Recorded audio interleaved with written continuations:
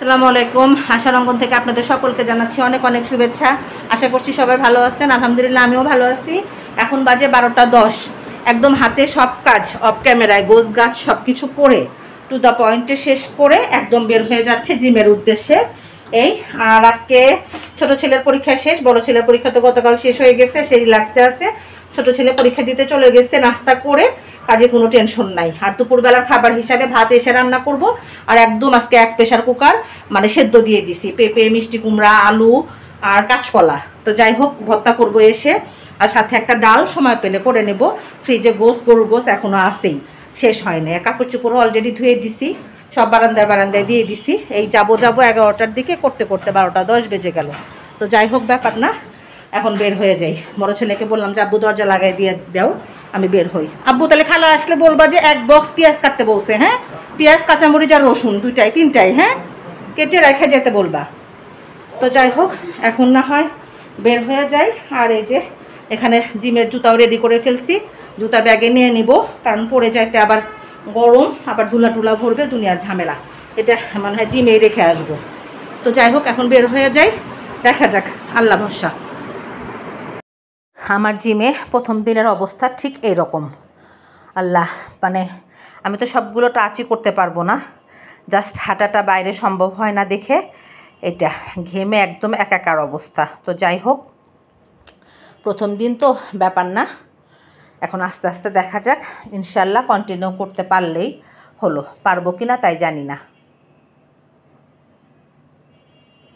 এই যে বাসায় চলে আসছি, বাসায় চলে এসেই বিভিন্ন রকমের ভর্তা সেদ্ধ নিয়ে দিয়ে গেছিলাম, সেগুলো নিয়ে বসছি, কারণ একদম খাবারের সময় হয়ে গেছে।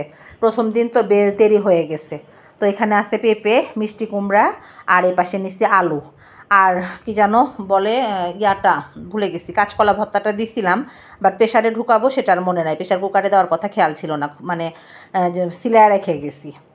তো যাই হোক তাড়াতাড়ি করে, ছেলেদের খাবার রেডি না হলে ওরা যতটা না অস্থির হয় তার চেয়ে আমি বেশি অস্থির হয়ে যাই।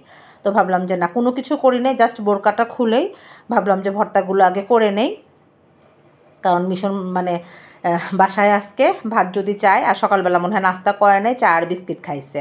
তো ভাবলাম যে আল্লে করে নেই। রুমা খালা রান্নাঘরে আসছে, আমি আসার সময় চিকেন নিয়ে আসছি। তো খালা বললো যে খালা না হয় কেটে দিয়ে যায়। তো বললাম যে আচ্ছা ঠিক আছে। এই আসলে ক্যামেরা দেখা যায় যে স্টিক দিয়ে এক হাত দিয়ে ক্যামেরা ধরলে এক হাত দিয়ে কাজ করে একটু ঝামেলা হয়ে যায়, আমাকে তো ভিডিও করে দেওয়ার কেউ থাকে না দেখা যায়, আর স্টিকে দেই নাই এই কারণে। তো যাই হোক আলু ভর্তাটা করেই চলে আসলাম। আবার মিষ্টি কুমড়া ভর্তাটা আমার আবার পছন্দ, কিন্তু ডাক্তার আবার ইদানিং মিষ্টি কুমড়াটাও না করতেছে, কী যে যন্ত্রণা। এই তারপরেও তো ভাবলাম যে না আসে যেহেতু তাহলে না হয় সেদ্ধ দিয়ে নেই। আলু তো একদম না করে, আলু ভাত আর রুটি 3টা তো একরকম জিনিসই। ওহ, তো যাই হোক কেমন যেন গরম লাগতেছে, ভয়ঙ্কর গরম। এই আমি এসে মনে হয় যে এসির মধ্যে 5টা মিনিটও বসি নাই। ভাবলাম যে না, দেরি হয়ে গেছে, তাড়াতাড়ি করে ফেলি, তাও ভাগ্যিস ঘরগুলো গোছায় দিয়ে গেছিলাম। এই হলো সমাচার। আর খালাক বললাম যে খালা একটা চিকেন না হয় একটু রেডি করে দাও, মাহিনের জন্য উঠাই দিই, মাহিন নাকি দাঁত ব্যথা করে, গরুর গোশ খেতে পারতেছে না। আর মিশন আবার ডিম ভাজি করে দিলে ভর্তাগুলো সুন্দর খাবে, সবগুলো ভর্তায় সে টাচ করবে, কিন্তু মাহিন আবার ভর্তা টর্তাগুলো সে ওইভাবে খেতে পারে না, বলে যে না আম্মু খাবো না এরকম। আর আমি কাচ্চা পিড়াপিড়ি চিল্লাচিল্লি এগুলো তো আমার কাছে একদমই ভাল লাগে না। আর জিমের অভিজ্ঞতা যেটা, প্রথম দিন বেশ পাতলা লাগতেছে, খারাপ লাগতেছে না। এই আমি ট্রেডমিলটাতেই বেশি করছি, অন্যগুলোতে খুব একটা টাচ করি নাই, কারণ আমার তো আবার হাতে সমস্যা, কোনটা থেকে আবার কোনটা হয়ে যায়। এই তো ভাবলাম যে প্রথম দিন একটু হালকা পাতলার মধ্যেই থাকি। এই আর ওই যে বাজারঘাট আমার করার কারণে দেখা যায় যে যখনই আমি হাঁটতে যাই, এটা হাতে কাছে পাই, ওইটা পাই নিলে, তখন আবার দেখা যায় লং টাইম হাঁটাটা আর হয় না। এই করতে করতে মেঘে মেঘে বেলা অনেক হয়ে গেছে এরকম। তো এই যে আমি ভর্তাগুলো করে ফেললাম, এখন আমার ওম শান্তি, আর অশান্তি নাই। কেন যেন ভাল লাগতেছিল না, অযথাই টেনশন করি। এই মিশনও বলতেছে আম্মু তুমি জিরা, ওরা আমাকে ঘামা অবস্থায় কোনো কিছু করতে দেখলে খুব চিল্লাচিল্লি করে, আম্মু বাদ দাও তো, তুমি আগে রেস্ট নিয়ে নাও। তা বললাম যে না আব্বু আর্লি করে ফেলি, তাহলে না হয় ঝামেলাটা শেষ হয়ে যাবে নি। তো এ পাশে পেঁপে ভর্তা, মিষ্টি কুমড়া ভর্তা, আলু ভর্তা, সাথে ঘি তো আছেই। তারপরে আসলাম রান্নাঘরে, এই যে অলরেডি খালা চিকেনটা উঠাই দিচ্ছে। আজকে চিকেনগুলো খুব ছোট ছোট, বড় চিকেন ছিল না, কারণ গেছি তো দুপুরের পরে, দেরি করে, জিম থেকে বের হয়ে তারপরে গেছি। তো যাই হোক মানে ছোট ছোট ছিল, তো একটা কোনো রকম মাহিনের জন্য উঠায় দেওয়া হলো, কারণ মাহিন বলতেছে আম্মু আমার দাঁত ব্যথা, আমি ভাতই খাবো না তাহলে। তো বললাম যে আচ্ছা আমি না হয় উঠাই দিচ্ছি। তো এই যে অনেকক্ষণ মানে কষানোর পরে এখন একটু ঝোল দিয়ে দিলাম। মাহিনের আবার ঝোল ছাড়া একদম চলবে না। সবাই মনে মনে বলবে যে চিকেন তো মানে ভুনা ভালো, ব্রয়লারটা বিশেষ করে, কিন্তু কি করব, যেহেতু ডালও রান্না করি নাই, ডাল থাকলে তাও ভুনাটা চলে, বাট ডাল না থাকলে ঝোল লাগবেই, এইটাই। তো যাই হোক মাহিনের চিকেনটা উঠায় দিলাম। আর মানে এই বেলাটা বেশ মানে রোদও আছে বাতাসও আছে, কিন্তু গরম প্রচণ্ড পরিমাণে, গরম মনে হয় আবার ব্যাক করলো, এই অবস্থা। তো কিছু করার নাই। আর এই যে খালা ছোট পাতিলে মনে হয় চাল বেশি দিয়ে ফেলছে, বোঝে নাই, ভাত একদম উবুডুবু অবস্থা, এর জন্য আজকে ভাত বেড়ে দিলাম। আমি সাধারণত ভাত বাড়ি না, স্টিলের ইয়াতে রাখি, তো ভাবলাম যে না আজকে একদম বাজে অবস্থা, একটু বেড়ে দিলে তাহলে ওদের নিতে সুবিধা হবে। এখন তারপর আমার লাগছে ক্ষুধা, গোসল করতে যেতে পারতেছি না, তো ভাবলাম যে না আমি একটু ভাত না হয় পেঁপে ভর্তা আর চিকেন দিয়ে নিয়ে খেয়ে তারপর যাই, কেমন যেন হাত পা কাঁপতেছে। জিম থেকে এসে একটু হালকা কিছু খেয়ে নিলে ভালো হতো, কিন্তু খেতেও ইচ্ছা করলো না আর খেয়ালও ছিল না, এখন দেখে যে গোসল করতেই যেতে পারতেছি না। তো ভাবলাম যে তাহলে আমি না হয় একটু ভাত আর চিকেন নিয়ে খেয়ে তারপরে যাই। আর মাহিন বলতেছে আম্মু আমিও খেয়ে যাব, আমারও ক্ষুধা লাগছে। তো মাহিনকেও কিন্তু আমি ভাত দিয়ে দিয়েছি। মাহিন তো সাধারণত দোস্তরখানাতে খায়, ও তো ডাইনিং টেবিলে বসতে চায় না, তো ওরটা ওর রুমে দিয়ে আমি ভাবলাম যে না এত তাড়াহুড়া করার দরকার না, আমি না হয় ভাতটা খেয়ে তারপরে যাই। তো এই যে ভাতটা নিয়ে বসে পড়লাম। পেঁপে ভর্তা কিন্তু আমার খুব পছন্দ, মানে কাঁচা পেঁপে আমি সবসময় ভর্তাটাই বেশি পছন্দ করি তরকারির চেয়ে। তরকারি বা ভাজি করলে আমার কাছে খুব একটা ভাল লাগে না। তো এই হলো অবস্থা। তো এখন বাজে প্রায় 2:30টার বেশি, বাইরে বাতাস, তো আজকে বারান্দায় একটা চাদর দিছিলাম, চাদরটা মনে হয় ক্লিপ করে পড়ে গেছে। বাইরে গেছিলাম, মিশন মাহানকে বলে গেছিলাম, ওরা তো ছোটো মানুষ হয়তো খেয়াল করতে পারে নাই, দিছিলাম ওই বারান্দায়। তো যাই হোক আমি আর মাহিন গোসলের আগে আজকে খেয়ে নিলাম। মাহিনেরও ক্ষুধা লেগে গেছিলো, মাহিন বললো যে আম্মু খাবার দিয়ে দাও, ওকেও দিয়ে দিছিলাম, ওর খাবার শেষ, অলরেডি গোসল করে বের হয়েছে। আর আমি ঢুকবো এই মুহূর্তে মনে হয়েছে যে কী ব্যাপার, চাদরটা তো দেখতেছি না, এই বারান্দায় দেওয়া ছিল, হয়তো পড়ে গেছে। তো যাই হোক পরিচিত একজনকে বললাম, ভাগ্য ভালো থাকলে পাওয়া যেতে পারে, না হলে পাওয়া যাবে না, দেখা যাক। কখন পড়ে গেছে খেয়ালই করি না, এই যে ক্লিপ ঠিকই আছে, হয়তো এই পাশের ক্লিপটা খুলে একদম পড়ে গেছে, দেখা যাক। এখন আর এই চাদরের চিন্তা করতে করতে গোসল দেরি হয়ে যাবে, গোসল আগে করে আসি। কীভাবে যে পড়লো আল্লাহ জানে, এত তাড়াতাড়ি শুকায়, বাতাস যে বাতাসে আবার পড়েও গেছে এই। আর গতকাল থেকে আগামীকাল থেকে একদম তাড়াতাড়ি উঠতে হবে, দেরি করলে একদম সব দিক থেকে দেরি হয়ে যায়, আর দেরি করা যাবে না। মাহিন একটু খেয়াল করবা না আব্বু, কখন শুকায় গেল চাদরটা, কীভাবে পড়ে গেল এই। আচ্ছা দেখা যাক, গোসল করে আসি, আবার দেখা হবে বিকালে, ওই কত দিক খেয়াল। তো যেটা হলো বিকালবেলা, বিকাল বেজে গেছে প্রায় 5টার বেশি। মাহিন নামাজ পড়ে চলে আসছে, অলরেডি চাদরের খোঁজও করছে, বাট দোকানগুলো বন্ধ, তো আমাদের এখানে আবার সব দোকান খুলে আসরের নামাজে বেশ খানিকটা পরে। তো যাই হোক মানে দোকানগুলো খুললে খোঁজ করতে হবে। আরও যে মাহিন আজকে পরীক্ষা দিয়ে এসে ভাত খাইছে, এখন তার একটু গোসল করতে ভাত খাওয়ার পরে, এর জন্য মনে হয় ক্ষুধা লাগছে। তা বলতেছে আম্মু চা দাও, আর না হয় আমাকে কিছু রেডি করে দাও। তো ভাবলাম যে কয়েকটা ইয়া আছে, কি যেন বলে, 1 প্যাকেট সমোচাটা আছে, ও ফ্রেঞ্চ ফ্রাই ইদানিং খেতে যাচ্ছে না, এখন একটু বড় হয়ে গেছে, তো তো বলতেছে আম্মু আমাকে নাগেট থাকলে আর না হয় কী বলে ওটা সমোচা থাকলে ভেজে দাও। তো বললাম আচ্ছা ঠিক আছে, তাহলে না হয় তাই দেই। এর জন্য রান্নাঘরে চলে আসছি, এক চুলায় দিছি চার পানি, আর একটা চুলায় দিছি তাওয়া, তাও এখনও গরম হয় নাই, হলে ভেজে দিই। হয়তো ক্ষুধা লেগে গেছে, বারবার বলতেছে। আর এই যে গরম গরম করি, গরম তো কমেই না, ছাতা বাতাস থাকে, কিন্তু গরম কমার কোনো সম্ভাবনা নাই। আর আজকে না বাসায় সন্ধ্যার পরে টুকিটাকে কাজ করতে হবে, অনেক কাজে, যে ক্যাবিনেটগুলো এত এলোমেলো হয়ে রয়েছে তা বলার মতো না, এখানে এটা সেখানে ওইটা, এরকম সব কিছুর মূলে হলো যে সকালে ঘুম থেকে উঠতে দেরি করি, এটার জন্য আমার সব কিছু পিছায়া যাচ্ছে, অনেক কাজ আছে। মাহিনের রুমের বেড, মিশনের রুমের বেড কাভারটা চেঞ্জ করতে হবে, ওর তো পরীক্ষা শেষ, এখন তো খুব একটা 2-1টা দিনই থাকবে না। পর্দা টর্দা একদম সব সময় দিয়ে রেখে রেখে রুমটা একদম ব্যবসা করে ফেলছে, পর্দাগুলোও ইয়া করতে হবে, ধুয়ে দিতে হবে।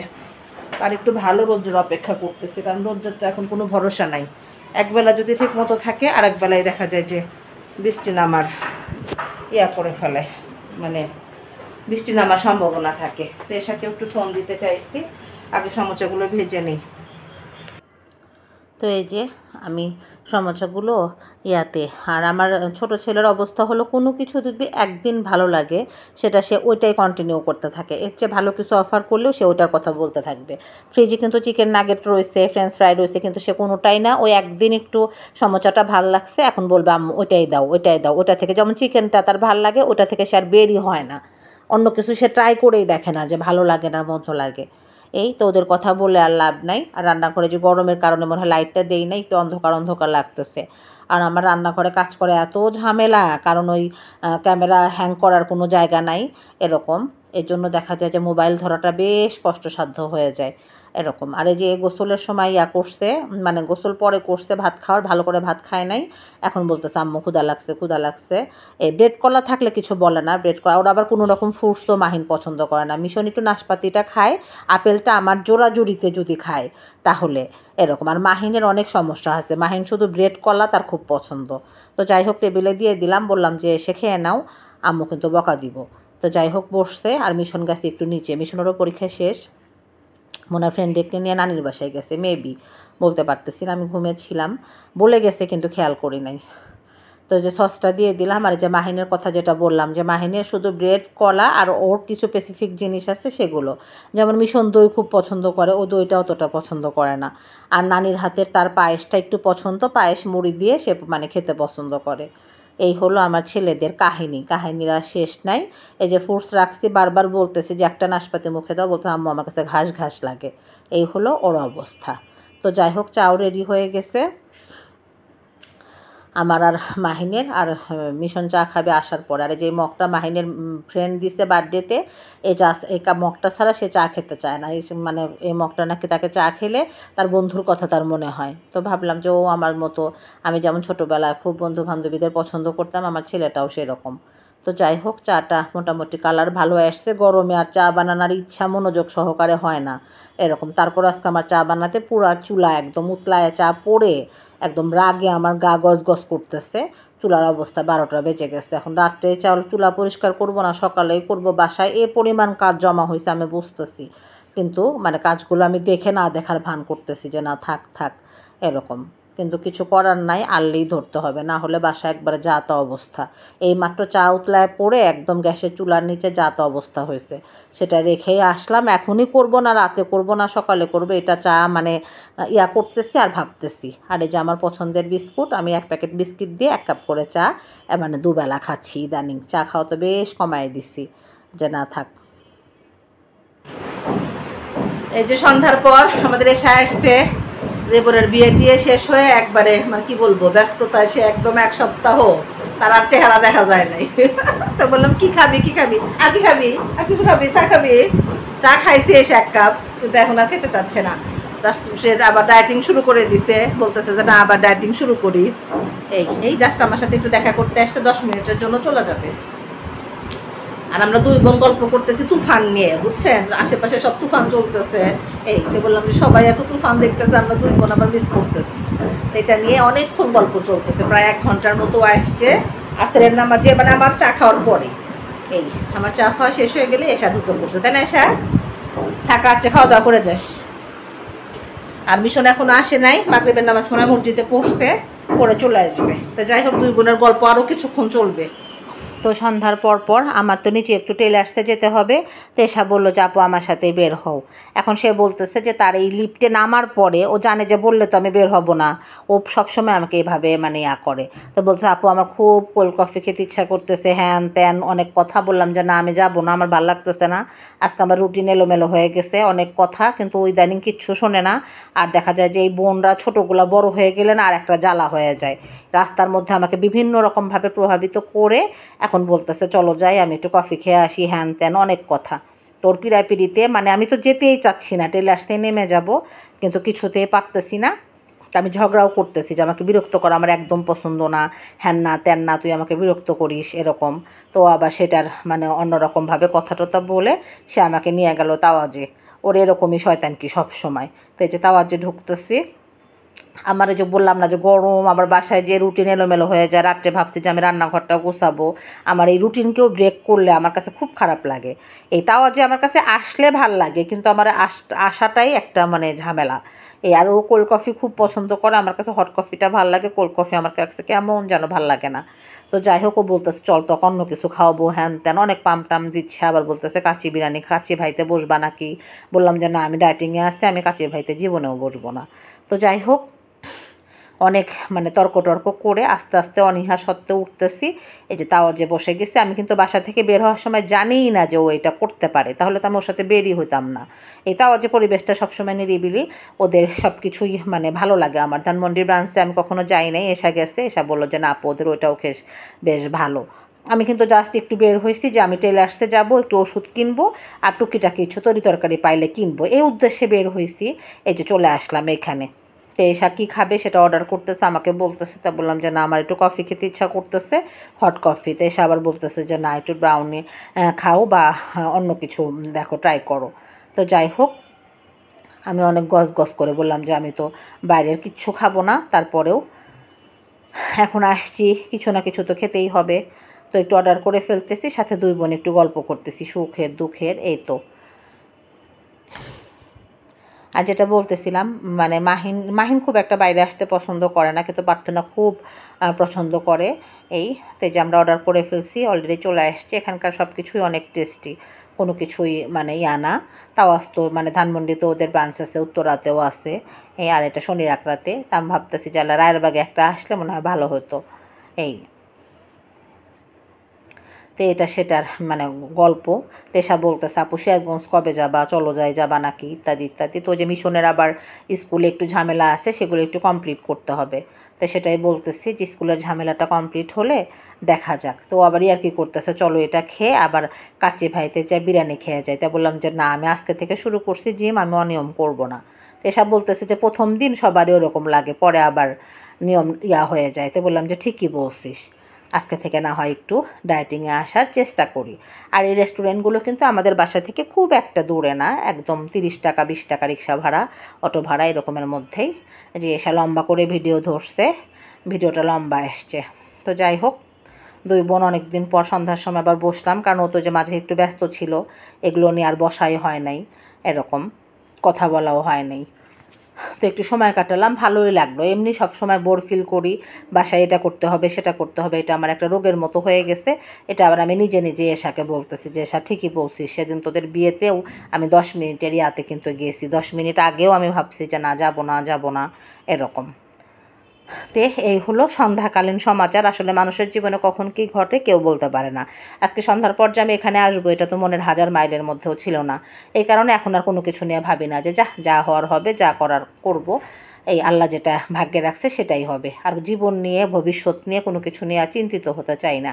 তো এসে আমাকে খুব বোঝাচ্ছে, আপু মাঝে মধ্যে এরকম বের হবা, ঘুরবা, আমি যখন বলবো ফোন দেবো, নিচে চলে আসবা, অনেক রকম পাম দিচ্ছে। তোর পাম না শুনে আবার চলে আসলাম, হলো বলতেছে যে মিষ্টি খাইছি, এখন আমাকে ঝাল খেতে হবে। আসলাম একটু ফুচকা খেতে।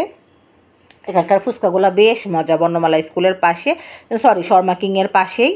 তো এখানে এসে আবার আমার চেয়ে একটু বাইরের খাবার এসা বেশি পছন্দ করে, হাবি যাবি এরকম। তো যাই হোক, এসা বলতেছে আপু ট্রাই করে দেখো। আমরা জাস্ট এক প্লেটে নিয়েছি, ভাবছি যে ভালো লাগবে না, কিন্তু বেশ মজা ছিল। আর এখানকার ইয়াগুলোও বেশ ভালো। তো যাই হোক, ছোটো বোনের পাল্লায় পড়ে কিছু আর করার নাই। বললাম যে এখান থেকে কিন্তু সোজা বাসায় যাবো। ফুচকাগুলো বেশ মজা ছিল, ওদের যে টকটা, মিষ্টি টকটা অনেক ভালো ছিল। তো যাই হোক, এসব বলতেছে আপু আর এক প্লেট। বললাম যে অসম্ভব, হতেই পারে না, তুমি তাড়াতাড়ি করো, তাড়াতাড়ি বাসায় চলে যাবো, আর অর্ডার করতে হবে না। তবে বেশ মজা ছিল, মানে টাইমিংটা আরও থাকলে মনে হচ্ছিলো যে আর এক প্লেট অর্ডার করি, কিন্তু ভাবলাম যে না, আর সময় নাই, আজকে এক প্লেটই না হয় থাক। তো সেখান থেকে তার আবার লেবুর শরবত খেতে ইচ্ছা করছে। ও পরে আমি তো সেই গস করতেছি, বললাম যে না চল বাসায় যাই, বাসায় যেয়ে খাবি।